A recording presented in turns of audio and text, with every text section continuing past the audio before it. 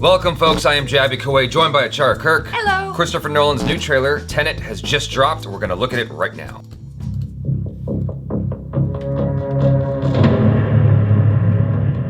We all believe we've run into the burning building.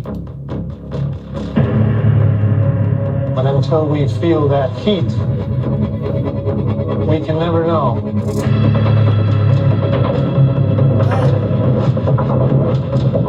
You do. You chose to die instead of giving up your colleagues.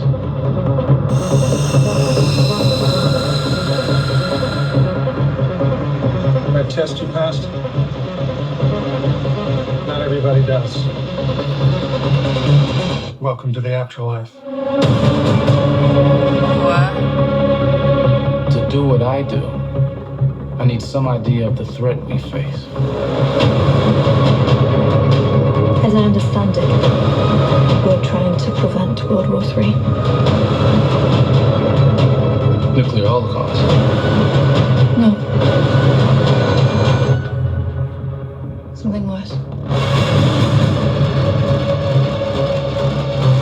All I have for you is a word. Tenet. It'll open the right doors, some of the wrong ones too.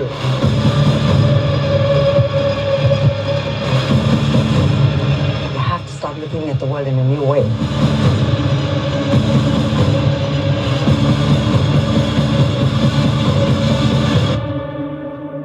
Don't try to understand it. What? Feel it.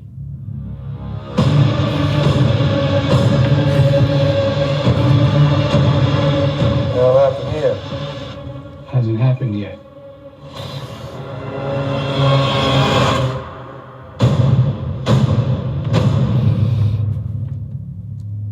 Wow.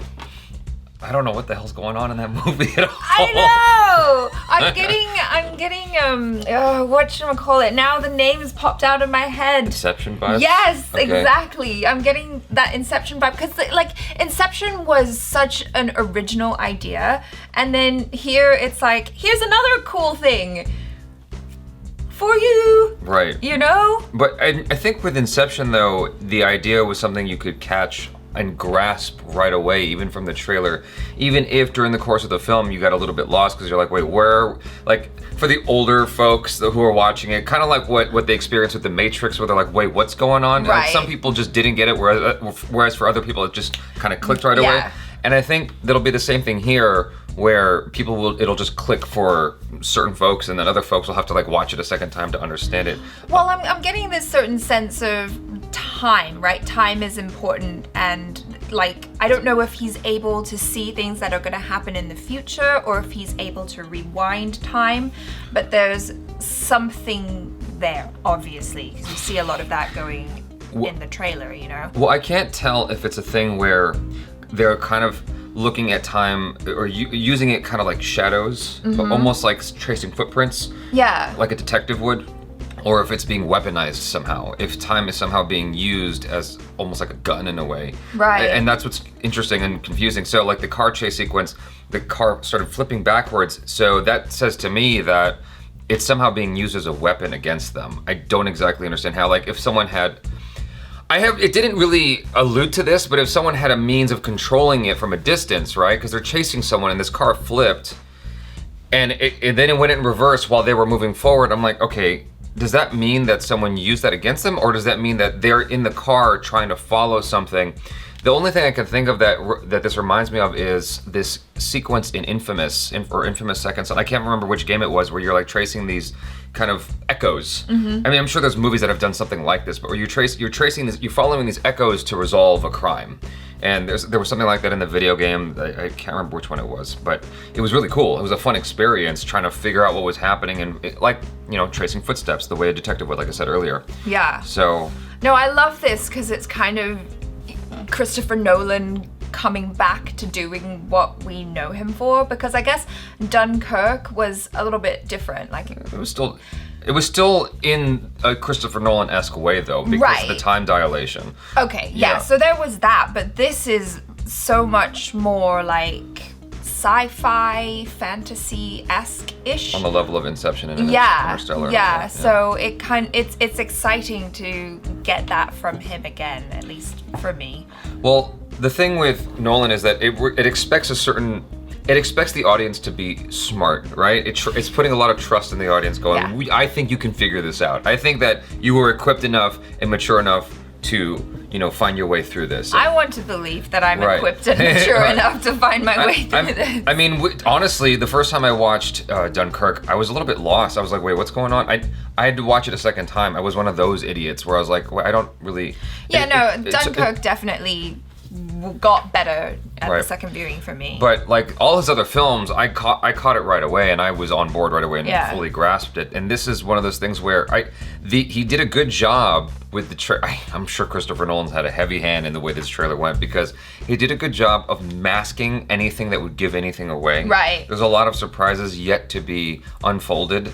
When you go watch the film, and I think that's a great way to I think this is how trailers should be, where it intrigues you. You get the tone. You get a sense as to the production value of the film, but you don't get any of the surprises. You don't really get a full sense of the plot, so that there's a lot left to be discovered when you get to the theater, as opposed to all the best parts were in the trailer. Exactly. All the best jokes were already shown in the commercial.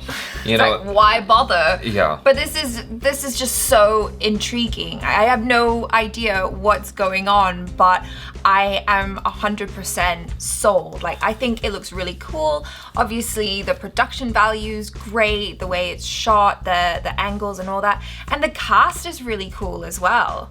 The IMDb, the Warner Brothers YouTube description was very sparse. Like, it didn't say much at all. And so I'm looking at IMDb, and it says the plot is currently unknown. The project is described as an action epic revolving around international espionage, time travel, and evolution. Oh. So time travel isn't something he's really explored in his other films, that, to the best of my recollection, because he's done like diving into the mind and stuff like that, and space travel, but not necessarily time travel, which I think is one of the most fascinating aspects of science fiction. Right. And so I'm actually really happy to know that there's actually time travel in this, and seeing what Christopher Nolan decides to do with that, because his whole thing is, how do I take something that's a genre and turn it on its head in a way that hasn't been explored before? And he's always finding a way to give you some strange visuals that you just haven't seen yet. Yeah. And that's what makes him such a compelling. It's like, what will he do next? It's almost like Fast and the Furious. Like, where are they going to go now? Like, where do you go from here?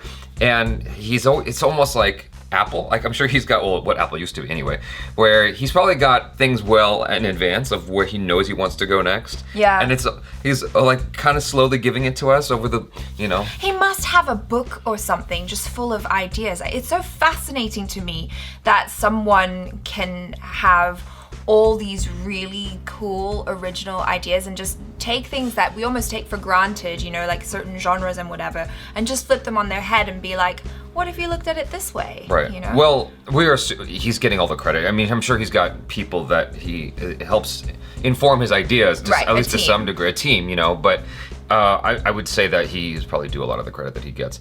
So I wanted to see the technical specifications from IMDb more than anything else. And so it says 70mm IMAX digital. So he's using digital IMAX on this one, because he's very anti-digital. That's surprising. Oh. So this is interesting. Maybe it's just an intermediate format. I don't know what that. So what were you gonna say? No, like I was just thinking maybe it was something that he had to do in order to make the movie that he wanted to make. Because you've said before that the regular IMAX is very loud. Right. Well, that says aspect ratio.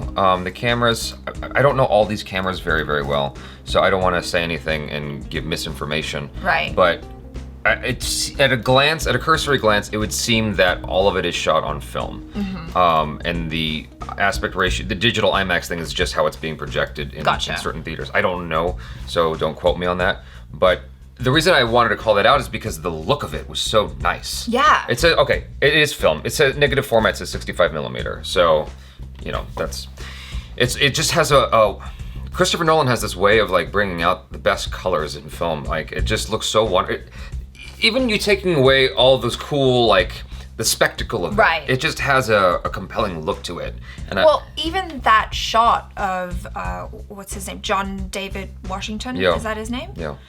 Even that shot of John David Washington, where it's just him, and then the train tracks.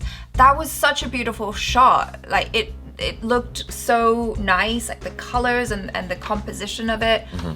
I can't wait to see this. Yeah. You got Michael Caine in there. Yes, of course. I got excited when I saw him too. I'm like, Michael Caine, Christopher Nolan. So nice. You guys, thanks so much for hanging out with us. Do let us know your feelings in the comments below. Are you excited? Like, obviously you're excited. Tell us what your theories are. That's what I would like to hear in the comments. What are your theories about this film? Check out ACHARA KIRK on the social media, Instagram, Twitter, YouTube, and I just hit that by accident. I'm on Instagram if you feel like following me. I'm Jaby Koay. This is ACHARA KIRK. Peace out.